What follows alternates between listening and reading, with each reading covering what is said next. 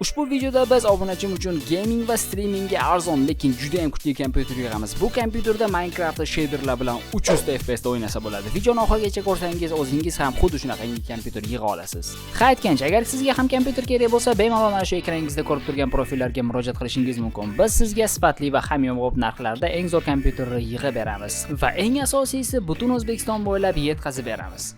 Barchaga assalomu alaykum azizlar, sizlar bilan kompyuter ustasi yangi videoga xush kelibsiz. Avvalambor kompyuter qismlari haqida ikki og'iz gapirib o'tsak. Protsessorimiz Intel Core i5 4570, 4 ta yadro va 4 ta oqimga ega bo'lgan bu protsessorimizning boshlang'ich chastotasi 3.2 GHz, lekin uni 3.6 GHz gacha turbo qilsa bo'ladi. Materinskiy plata Acer H81H3AD, 3 ta SATA, 2 ta operativ xotira va bitta video karta slotiga ega bo'lgan bu platamiz noodatiy yashil rangda ishlangan 8 ta USB 2.0 va 2 ta USB 3.0 portlariga ega. Protsessorlardan i3, i5, i7 ni 4-avlodini ko'taradi va shu bilan birga Intel Xeon E3, E5, E7 protsessorlarini ham bemalol o'rnatsa bo'ladi.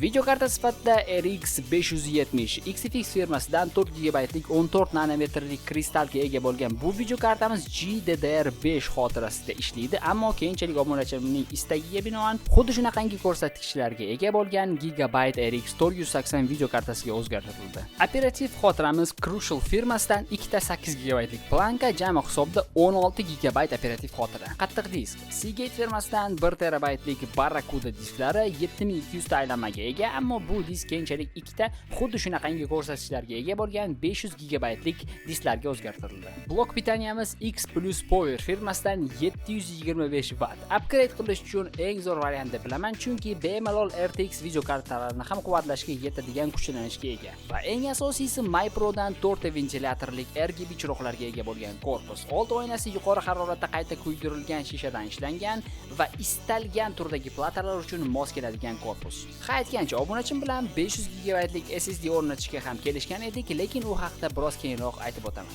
Xo'p azizlar, birinchi navbatda protsessorni soketga qo'yishdan boshlaymiz. Protsessorimiz bizni i5 4-avloddagi protsessor, mana i5 4570. Xo'p, soketga qo'yamiz. Protsessorda mana bu chetida ko'rgan bo'lsanglar agar uchburchakcha bor. O'sha uchburchak kalit degani. Platada ham xuddi shunaqangi kalit mana joylashgan. Chiroyli. Xuddi shunday qilib asta sekinlik bilan o'rnatamiz. U o'z joyiga tushishi kerak bo'ldi. Mana o'z joyiga tushgandan keyin mana qimirlatsanglar qimirlamaydi, joyiga tushdi. Va soketni ostagina chiroyli qilib yopamiz. Yopib qisib qo'yamiz. Bo'ldi. Protsessor o'rnatgandan keyin ikkinchi qiladigan ishimiz bu operativ xotirani bizda 2 ta 8 GB lik Crucialdan operativ xotira DDR3 1600 o'z joyiga mana bu yerga slotga qo'yishimiz kerak bo'ladi. Operativ xotirada mana bunaqangi o'yiq joyi bor, mana ko'rgan bo'lishingiz mumkin. Uni kiradigan slotda ham xuddi shunaqangi mana joyi bor. Hozir ko'rsam, mana bu yerda joyi bor. Agar bossangiz, mana o'zi yopilib qoladi. Protsessor va operativ xotirani qo'ygandan keyin protsessorga coolerni o'rnatamiz. Buning uchun bizda mana bunaqangi JD900 rusumli termopasta bor. Hozir termopastani protsessorga ehtiyotkorlik bilan suramiz. Ikkinchi qiladigan ishimiz bu termopastani bir xil qilib ehtiyotkorlik bilan butun protsessor bo'ylab yoyib chiqishimiz kerak bo'ladi. Hozir masalan ko'rsataman. Mana ehtiyotkorlik bilan iloji bo'lsa chetlarga chiqib ketmasin, chiroyli qilib yoyib chiqishimiz kerak bo'ladi. Protsessorga termopastani surib bo'lgandan keyin mana bunaqangi coolerning halqasini o'rnatish kerak bo'ladi. Buni shunchaki plataga mana 4 ta nimasi bor, teshigi bor, o'sha yerga o'rnatamiz va mana bunaqangi qulflarni tiqib qo'yishimiz kerak bo'ladi. Halqani o'rnatishda har doim X qilinglar. Mana birinchisini qo'ydik, ikkinchisini qo'ydik, endi 3 va 4-chisini qo'yamiz. Shundan keyin hammasi to'g'ri bo'ladi. Shunchaki olib uni tiqib to ovoz chiqquncha bosish kerak bo'ldi. Endigi qiladigan ishimiz bu korpusni ochamiz va materinskiy platani korpusga o'rnatiramiz. Korpusimizning orqa qopog'ini oldik, ya'ni endi oldingi qopog'i shishadan qopog'ini asta sekinlik bilan ehtiyotkorlik bilan yechib olamiz. Xo'p, azizlar, endi qiladigan ishimiz korpusga materinskiy platani asta sekinlik bilan joylaymiz. Uni o'zini maxsus joyi bor. O'zi maxsus joyiga tushgandan keyin ana bu boltlari, ana bu yerda turgan boltlari ko'rinishi kerak. Hozir ko'rinadi. 1 2 o'zini endi boltlariga qo'tirib qo'yamiz. Ular adashmasam 6 ta, 7 ta yo'q, bu materinkaning turidan chiqadi, balkim ko'proq bo'lishi ham mumkin.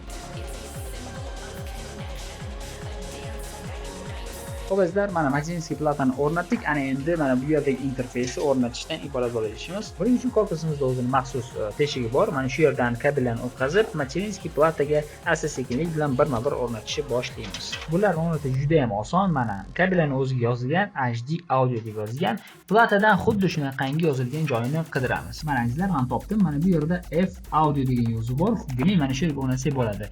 Buni o'rnatishda mana o'zini maxsus bitta yopilgan sloti bo'ladi. O'sha bilan bilib olsangiz ham bo'ladi.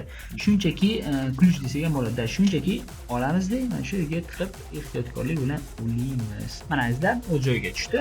Ikkinchi interfeysni ham xuddi shunaqangi ko'ramiz. Qani nima yozilgan ekan? USB. Demak, platada ham USB degan joy bor. Mana platada USB F1 degan joy bor ekan. Ehtiyotkorlik bilan buni ham o'z joyiga o'rnatamiz. Kalitini ko'ramiz, to'g'ri kelar ekan va bundan ko'rsam o'z slotiga o'rnatamiz. Bo'ldi. Kirdi slotiga, normal hammasi. Endi oldingi panelni o'rnatamiz. Oldingi panel juda ham ko'p elementlardan iborat, lekin bularning hammasini ham ustiga yozilgan mana. Yozilgan power LED minus adashmasam bittasi mana. Va oxirgisi mana bu yerda ekan. Va oxirgisini nima ekan nomi? Oxirgisi power SV da. Bo'ldi. Azizlar, mana bu oldingi panelni platadagi F panel, front panel degan joyga mana bu yerda ko'rishingiz mumkin. Front panel joyi degan joyga ekraningizda ko'rib turgan sxema bilan ulaymiz. Endi qiladigan ishimiz blok pitaniyani o'z o'rniga o'rnatamiz. Blok pitaniyamiz bizda orqa panelda bo'ladi mana. Orqa tomondan mana shunaqangi ko'rinishga ega, mana shunday qilib chiroyli qilib joyiga o'rnatib qo'yamiz. Bo'ldi. Blok pitaniya pastda joylashgan bo'ladi va uni kabellarini korpus bo'ylab sxemaga ulaymiz hozir. Lekin blok pitaniyani o'rnatishdan avval biz qattiq diskni joyiga qo'yishimiz kerak. Aks holda u qiyinchilik tug'dirishi mumkin. Bo'ldi. Qattiq diskni joyiga qo'ydik, keyin ulab olamiz. Ana endi esa birma-bir kabellarni ulashni boshlaymiz. Birinchi navbatda bizga Magnitsky platani quvvatlash uchun eng katta kabel kerak bo'ladi. Bizning kabelimiz o'zi mana ko'rsatgan, bu yerda adashmasam 10 pin va 2 pin, 12 pinlik kabelni bir-biriga shunday qilib ulab, uni Magnitsky platadagi joyga qo'yamiz. O'zini mana bu yerda ushlaydigan narsasi bo'ladi. Hozir ko'rsam yaqindan mana ushlaydigan narsasi bo'ladi va bu yerda mana bunaqangi tishchasi bo'ladi. O'z o'rniga qo'yamiz va ikkinchisini ham shunchaki oldiga tiqib qo'yamiz. Keyingi qiladigan ishimiz protsessorni quvvatlash kerak. Protsessorimizni o'zini maxsus quvvatlaydigan joyi bor mana. Ko'rishingiz mumkin. Mana shu yerdan protsessorni quvvatlashimiz kerak bo'ladi. Buning uchun blok pitaniyada o'zining maxsus kabeli bor mana. Mana shu kabel u har doim 4 talik bo'lib keladi. Ya'ni 4+4 bo'lishi mumkin, lekin mana 4 talik bo'lib keladi. Chunki blok pitaniyamizda mana bunaqangi 6 talik yoki 8 talik konnektorlar ham bor. Bu video karta uchun mo'ljallangan. Bu yerda 2 ta ekan, 8+8 16 ta ekan. Normal. Demak, blok pitaniyamiz kuchli video kartalarni ham ko'taradi. Xo'p, mana bu kabelni bo'lmasa, ehtiyotkorlik bilan korpusni orqa tomondan chiroyli qilib shu tepadan qo'shamiz. Bu yerdan esa olib, ehtiyotkorlik bilan mana shu konnektorga ulaymiz. Mana men uladim, bittasi ulangan, ikkinchisi shundoq turadi. Oxirgi qiladigan ishimiz bu video karta SSD hamda qattiq diskka o'rnatib, ularni ulash kerak bo'ladi. Xo'p, video kartadan bo'lmasa boshlaymiz. Ehtiyotkorlik bilan uni o'zini slotiga qo'yamiz. O'zining maxsus joyi bor. Mana ko'rishingiz mumkin. Slotlari ham bir-biriga to'g'ri keladi. Shunchaki uni ehtiyotkorlik bilan joyga o'rnatamiz. Bundan ko'rinadi menimcha. Mana o'z joyiga kirdi. Bo'ldi. O'rnatdi mana. Qirsilagan ol chiqdi, demak o'z joyiga kirdi. Bu yerda boltini hozir qo'stirib qo'yaman va quvvatlasak bo'ladi. Mana video kartani o'rnatib, uni mana bu yerda boltini qo'ydim. Normalniy, nadejniy turibdi. Hammasi ajoyib. Ana endi unga quvvat ulasak bo'ldi. Mana quvvatni ham o'tkazib oldik, shunchaki ulaymiz. Kompyuterimizning hozircha ko'rinishi mana shu. Ana endi qattiq disk va SSD ni ulasak bo'ladi. Biz obunachim bilan 500 GB lik SSD ga kelishgandik, lekin mendan kompyuter olayotganlar uchun men u kishiga 1 TB lik SSD berishga qaror qildim. Chista hadya sifatida. SSD diskni kompyuterda o'zining maxsus joyi bor. U bo'lsa mana bu yerda turadi va mana bu tepadan unga quvvat va kompyuterga ulash uchun SATA kabellarni o'tkazsak bo'ladi. SSD ni quvvatlash uchun mana bunaqangi SATA rajamdan foydalanamiz. Kompyuterimiz orqadan ko'rinishi mana shunaqangi holatga keldi. Oxirgi qiladigan ishimiz mana bunaqangi 1 TB lik Seagate Barracuda qattiq diskini o'rniga o'rnatamiz. Bu juda ham oson. Mana shu yerda o'zining joyi bor. 1 minut kabelni olib tepaga qo'ysak agar, bir holda biroz qiyin. Yordamchim ketib qoldi. O'zim u yoqni tugataman va joyiga kiradi hozir. 1 2 2,5 bo'ldi, 3. Normalniy. Xo'p, joyiga kirdi. Hech qanaqangi muammolar yo'q. Normalniy o'tiribdi va unga mana bunaqangi SATA kabelni ulaymiz. Mana bu yerdan uni o'tkazib plataga ulasak bo'ladi. Juda ham oson bo'ladi. Plus bitta pitaniya qo'shish kerak. Pitaniya menimcha mana shu bo'ladi. Xullas ko'ramizlar, mana kompyuterimiz to'liq ko'rinishi, unchalik ham kuchli kabel menejment qilmadik, lekin chidasa bo'ladigan darajada bo'ldi. Asosiysi ventilyatorlarimiz ishlaydi, normalniy havoni o'tkazadi. O'ylaymanki, kompyuter ishga tushadi. Xo'plar, kompyuter uladim monitorni topga tiqdim, kompyuterni topga tiqdim. Hammasi normalniy. Siz ham hozirgacha mana shunaqangi narsalarni qilgan bo'lsangiz agar, endi ishga tushirsak bo'ladi. Menimcha jostki diskda qanaqangidir operatsion tizim bo'lishi kerak. Hozir ko'ramiz va ishladi. Xo'p, ko'ramiz kartinka bormi, yo'qmi? Va 1 2 bor. Ajoyib. Kompyuterimiz ishlayapti, hech qanaqangi muammolar hozircha yo'q. Kullerlar aylanyapti, ranglari bor, hammasi zo'r, ajoyib ishlashi.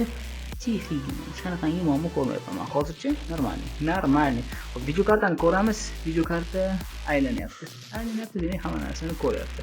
Hammasi zo'r, hech qanaqangi muammolar ko'rmayapman va ancha BIOSga ketdi bu.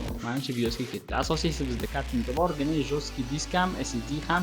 SSD bilan bombosh edi, jostki disk ham demak bombosh ekan. Hech qisi yo'q, qaytadan ishga tushirsak agar bo'ladi. Oppa, nimadan so'rayapti?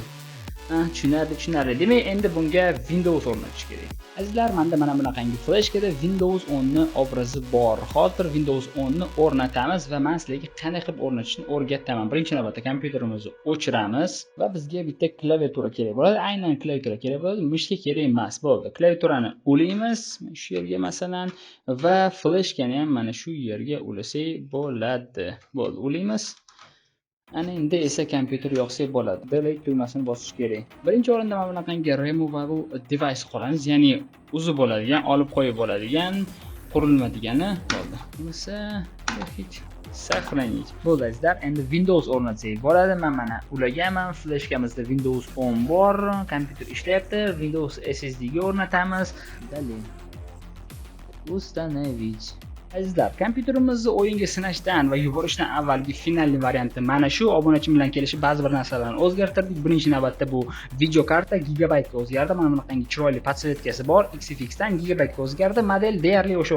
470, 480, 570, 580 bular to'rtalasi ham bir xil video karta desak bo'ladi. Va mana bu jostki diskni ham, qattiq diskni ham mana 1 terabaytlik barakudani ham o'zgartirdim. Diskda muammolar tug'ilganligi sababdan ikkita 500 talik disk qo'yib berdim. Ikkalasi ham 1 terabayt bo'ladi. Demak, mana ko'rishingiz mumkin. 500 GB va 500 GB. To'g'ri, 465 ko'rinyapti, lekin bu sistema o'zi birozgina pamyat olib qo'yadi-da, udayz bo'lgan narsani vasanit qiladi. Xullas o'zini ishlari bor. Va bu SSD va SSD 100 GB Windows uchun ajratilgan va 900 GB shunchaki SSD sifatida turibdi. Bu yerda men 3 ta 4 ta igra o'rnatganman, hozir ko'ramiz. Nimalar o'rnatganman? Games nimalar bor ekan bizda?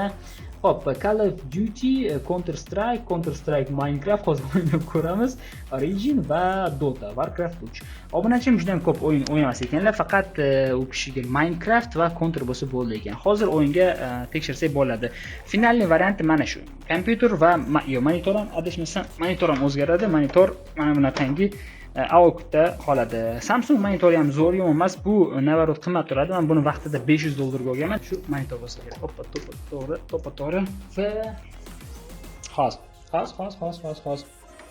Tek yaxkechi. Shu olamizda mana shuni ulaymiz. Bir qo'ldan ulash juda ham qiyin, lekin sizlar uchun harakat qilaman. Yaxki, qochib ketma. Adashmasam to'g'ri tushib mayli, ikki qo'ldan ulaymiz. Tak, asosiysi ko'rinsa bo'ldi. Mana shunchaki olamizda chiqamiz. Agar kirmasa teskarisiga tiqamiz. Uni qo'ringlar. Mana kirdi. Ajoyib. va monitorimizni ko'ramiz, ishlashi kerak. Bo'ldi, hech qanaqangi muammolar yo'q. Qara, rangini ko'rdinglar, o'zingizlar birozgina o'zgardi va mana bunaqangi polosalar bor. Men o'zim mana buni bermoqchi edim, lekin obunachim mana shuni so'radilar. AOK ham yomon emas, lekin baribir Samsungda hozir razницасini ko'rasizlar. Ko'ryapsizda, ekranda mana bunaqangi nimalar bo'lyapti, lekin haqiqiy hayotda bu ko'rinmaydi. FPS bu hozir aytaman 75 Hz, bu 60 Hz. O'sha bu yomon bo'lishi kerak bundan ko'ra. Nimagadir teskarisi bo'lyapti. Hozir qaytadan ulab ko'ramiz. Tak, buni olib tashlaymiz-da va bunisini qo'shamiz. Normal. Xo'sh, monitorni qaytadan ulaymiz. 1 minut. Tak. Va o'zingizlar baho berasizlar. Hozir mana, ko'rdinglarmi? Buni ranglari ham zo'r-da. Bilmadim nimaga buni tanladilar. Birinchi sinovdagi o'yinimiz bu Minecraft. Obunachim streaming va gaming qiladigan asosiy o'yini Minecraft bo'lganligi uchun uni 3 ta shaderda sinab ko'ramiz. Birinchi shaderimiz Vibrant shaderi. Wow, ranglariga gap yo'q. Rostini aytsam bunaqangi chiroyli va tiniq bo'ladi deb o'ylamagandim. Qachondan beri shader bilan o'ynamabman. Shuning uchun ham odam maza qilyapti rostini aytsam. Endi esa Complementary Unbound shaderda o'ynaymiz. Yomon emas, o'rtacha 100 ta FPS. Rostini aytsam, men bundan ham yomonroq natija kutgandim, chunki shaderimiz juda ham og'ir va talabchan shaderlardan biri hisoblanadi. Va albatta barchamiz sevadigan Solas shaderi. Bu shaderning yangi 2.7 versiyasi. Rostini aytsam, bu versiya hali o'zimda ham yo'q. Wow, ranglariga gap yo'q. Birozgina oddiyroq, lekin Solas baribir Solasda. Solasga teng keladigan shader yo'q menimcha. Bu o'zimning fikrim. Menga eng yoqadigan shader bu albatta Solas. Ushbu kompyuterda shaderlardan foydalanib 2-3 ta video ham chiqarganman. Albatta havolani izohlarida qoldiraman. Bemalol o'tib ko'rishingiz va o'zingiz baho berishingiz mumkin. Afsuski o'yinda FPS ko'rsatib bo'lmadi, lekin mana FPS ko'rishingiz mumkin. 200 tadan 700 ta o'rtasida xullas kelam. Shunaqangi FPS ni o'ynayapman. Hammasi normal, hech qanaqangi muammolar yo'q. Bir qo'lni bo'lar ekan, hozir ko'rsatamiz. Tak, o'yinni ko'rishingiz mumkin. 700 ta 800 ta FPS gacha chiqyapti. Bu juda ham oddiy o'yinligi uchun. Kim o'ylab beryapti? Qayerda? Assalomu alaykum boyata. Shoshmang. Ulgurmadim. Xullas kalom, o'ynasa bo'ladi, komfortli, normal o'ynasa bo'ladi. Hech qanaqangi muammolar yo'q. AWP olsa agar hozir, oppa, ketdik. Mana sizlar, testlarimiz ham o'z nihoyasiga yetdi. Keyingi svorkalarda qaysi o'yinlarni tekshirib ko'rishni xohlaysiz? Albatta izohlarda yozib qoldiring. Xullas kalom azizlar, videomiz mana shu yerda o'z nihoyasiga yetadi. Kompyuter allaqachon egasiga bus-butun yetkazib berildi. Obunachim uni 1 oy davomida ishlatib kelmoqda. Kompyuter haqida istalgan savollaringizni bemalol obunachimning o'zidan so'rashingiz mumkin. Aytgancha, agar sizga ham kompyuter kerak bo'lsa, sifatli, hamyonbop narxlarda yig'ib, barcha sinovlardan o'tkazib, istalgan programma yoki o'yinlaringizni o'rnatib beramiz. Bemalol mana shu ekranda ko'rib turgan kontaktlarga murojaat qilishingiz mumkin. Biz sizga albatta javob beramiz. Sizlar bilan kompyuter ustasi bo'ldi. Barchaga xayr.